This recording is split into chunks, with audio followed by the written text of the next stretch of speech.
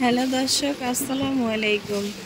আজকে আমি তোমাদের সাথে পাঙ্গাস মাছের মাথা দিয়ে আমরা দিয়ে টক রান্নার রেসিপি শেয়ার করব। তোমরা এখানে অন্য মাছগুলো নিতে পারো, যে যে মাছ খাইতে পছন্দ করো ওই মাছগুলো নিতে পারো। তো এখানে মাছটা ভালোভাবে ধুয়ে নেওয়ার পর এখানে আমড়াটাও ভালোভাবে ধুয়ে নিচ্ছে। এখানে পেঁয়াজ কুচি, মাছ, আমড়া, হলুদের গুঁড়া, মরিচের গুঁড়া, ধনিয়ার গুঁড়া, জিরার গুঁড়া, লবণ, সয়াবিন তেল, আদা রসুন বাটা এগুলো একসঙ্গে হাতে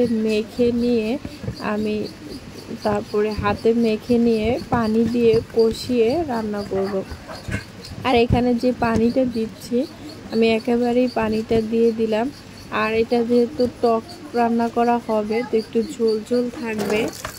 আর আমি যেহেতু পাঙ্গাস মাছের মাথা নিয়েছি, বেশি কাটা কাটা লাগবে না, কারণ বেশি কাটা কাটা হইলে আমার কাছে ভালো লাগে না। তো এই কারণে আমি পাঙ্গাস মাছের মাথাটা নিয়েছি। আর তরকারিটা খেতে অনেক অনেক মজা হয়েছিল। তোমরা দেখতে পাচ্ছ পাঙ্গাস মাছের মাথাটা, এই যে পানি দিছি, এই একবারই পানি দিছি। আর এখানে এই পানিতেই তরকারিটা কষিয়ে তরকারিটা রান্না করা হবে। একদম ঝোল বেশিও না, একদম কমও না, প্লাস ঝোল ঝোল থাকবে তরকারিটা। যেহেতু টক তরকারি ঝোল খেতে অনেকটা মজা লাগে।